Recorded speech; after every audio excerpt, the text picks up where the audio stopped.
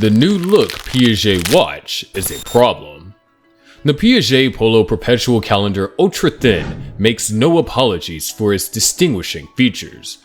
The watch, which was released earlier this year, is the latest addition to the brand's athletic polo line, but there was a problem with this watch. This watch may or may not appeal to watch enthusiasts. Why? This will be covered in today's video, so without further ado, let's dive right in. If you're new here, subscribe to the channel and press the bell icon to get instant notifications of upcoming exciting videos. Piaget has announced its latest skeleton watch adventure, Piaget's famed Piaget Polo, a revolutionary luxury sports watch introduced in 1979, and it has been totally skeletonized. Piaget's designer and engineers had to consider the key aspects of the Piaget Polo that have made it instantly recognizable in order to successfully develop the Piaget Polo skeleton, which is available in two elegant models, one in Piaget blue and the other in gray finishes. These key aspects include the curved case surrounded by a round bezel, the cushion-shaped dial opening, and the slim profile. It has a horizontal line dial, a self-winding perpetual calendar movement, and a casing that is only 8.65mm thick. That is extremely thin. And the fact that it crams all of the intricate mechanicals that allow the watch to accurately display the time, day, and date, and even moon phases into a case that is only slightly thicker than the latest iPhone speaks volumes about Piaget's ability. However, Piaget has a plethora of experience in this area, having spent over half a century pushing the boundaries of traditional watchmaking and transforming the production of ultra-thin watches into an art form. The brand began its quest for thinness in the late 1950s when Valentin Piaget introduced the mechanical hand-wound 9P caliber at the Basel Watch Fair.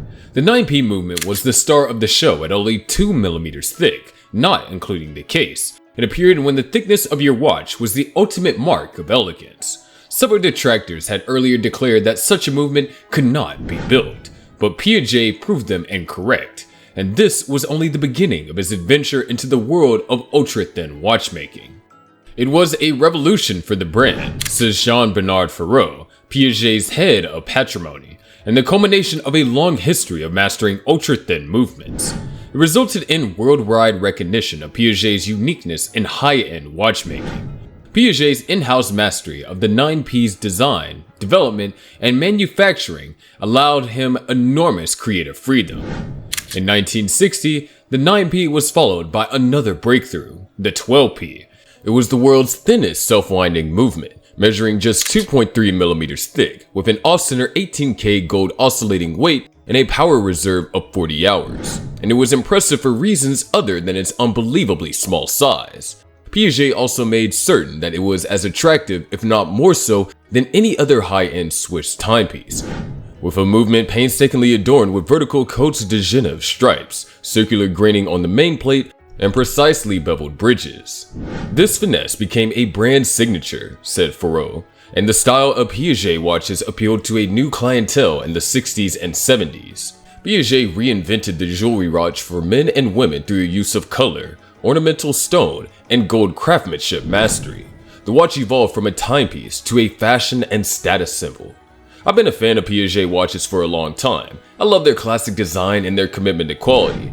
However, I'm not a fan of their new look. I think it's too modern and it doesn't fit with the brand's heritage. The new look of Piaget's watch is too minimalist. It doesn't have the same level of detail and craftsmanship as the older models. The watch also feels cheap and flimsy. I think that Piaget should go back to the classic designs. The look is not just working for me. I know I'm not the only one who feels this way. I've seen a lot of negative comments about the new look on social media. I hope Piaget will listen to their customers and bring back their classic designs. I know I would be happy to buy another Piaget watch if they did. Piaget became known for its daring sculptural designs in the following decades, with models such as the original, instantly recognizable 1979 Polo. By the 21st century, advanced technology had enabled the brand to take an even another greater step forward. Piaget released the Altiplano 900P, the world's thinnest mechanical watch, to commemorate its 140th anniversary in 2013. This hand-wound piece, like the 9P, was followed by another exceptional invention in 2017, when the firm unveiled the Altiplano Ultimate Automatic 910P, the world's thinnest automatic watch to date at only 4.3mm thick. The challenge was a combination of technical and aesthetic constraints, explained Remy Jomard, Piaget's head of products and innovation, of the difficult task of making a watch as thin as a $1 coin. When we have to add technical complexities to achieve hardness and thinness, we have to pay even more attention to the aesthetic details. This makes it even more difficult. The insights learned developing the ultra-thin altiplano models added Piaget's watchmakers and creating this year's new Piaget Polo Perpetual Calendar ultra-thin.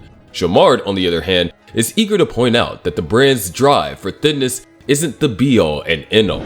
It's always possible to go thinner, he says, but our goal isn't to break a record. It must remain wearable and appealing. As a result, Piaget is pushing forward on all fronts, introducing polo models that mix the brand's hallmark thinness with its distinctive eye for rich colors and precious materials, as well as new jewelry watches inspired by the free-form hyper-naturalism of the 60s and 70s design. We strive to be part of the happy few, to look for new technical solutions, to work with exclusive products that our clients will recognize, and more importantly, to push our limits, Jomard said.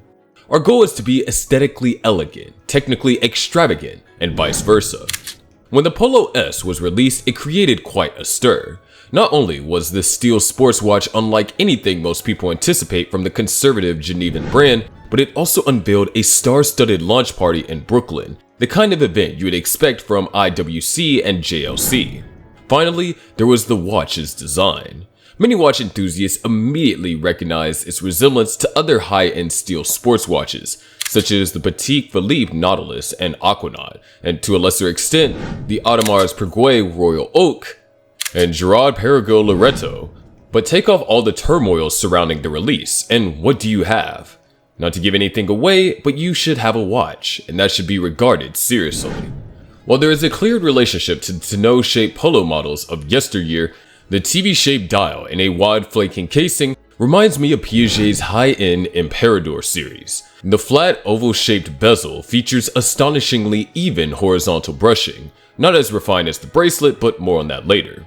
A nice tribute to the original polo stripes. The case's center is also brushed, but the angles are completely polished.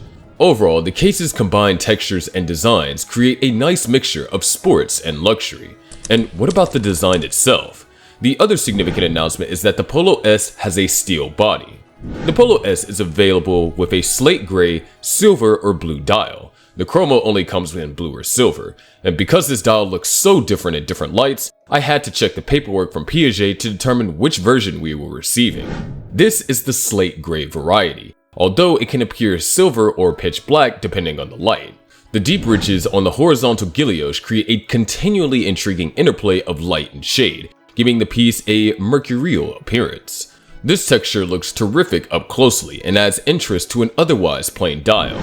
In line with the retro style, the hands and hour markers have a faintly modernist appearance with chopped-up angles. The band is typically an afterthought in many watches, even the high-end ones. That has never been the case with Piaget, and is most emphatically not the case here. The Polo S bracelet is the best in its class. The Royal Oak bracelet is more wearable, and the quick charge system on the Vacheron Constantine's Overseas is clever, but the Piaget is superior in terms of fit and finish. The exterior links are beautifully polished, but the center links truly stand out. I'm not sure what Piaget calls this treatment, but it appears to be brush, yet it is so even and intricate that the steel appears velvet. True A-grade case and bracelet, in-house movement, distinct style from a brand steeped in history, all for $15,600. It's difficult to argue with. Piaget's real challenge is convincing customers that the Polo S is a viable alternative to their well-entrenched competition. Thanks for watching. I hope you enjoyed this video. Please let me know your thoughts on the new look of Piaget's watch in the comments below. And please subscribe to my channel for more watch reviews.